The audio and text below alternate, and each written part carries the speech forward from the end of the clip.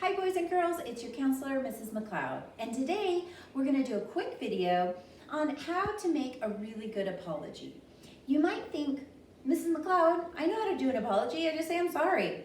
But really, that's not a great apology. A great apology has a couple different parts, and that's what we're going to talk about today. Okay, so a really good apology starts with you owning up for exactly what you did wrong. Not just saying, oh, sorry, but for saying exactly what you did.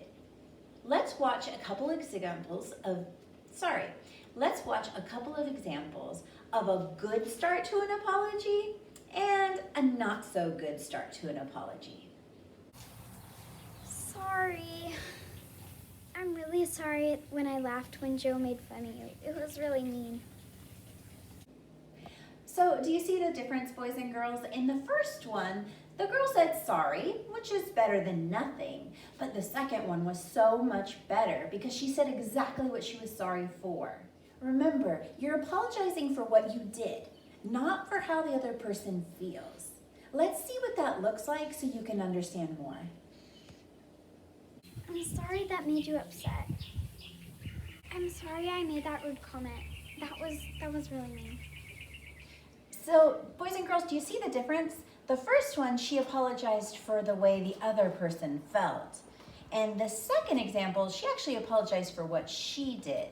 You always want to apologize for what you did, not for how somebody else felt, because that almost is like blaming the other person. Okay, so the second part to a really great apology is to try and make things right. And sometimes that can be really tricky. If you broke something, you can offer to replace it or to try and fix it. If you hurt someone's feelings, you can promise to try very hard not to do it again.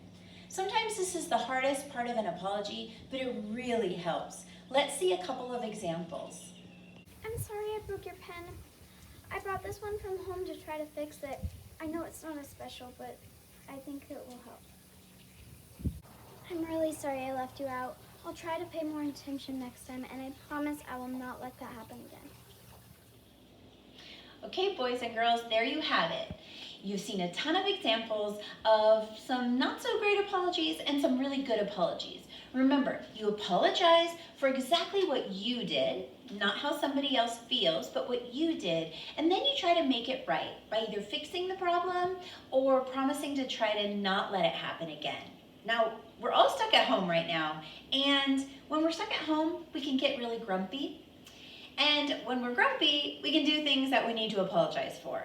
So, if you want to make things right at home and you've made a mistake, use these steps that you learned today to do a really great apology, and you'll have much better relationships for it. Talk to you again soon, boys and girls. Bye-bye.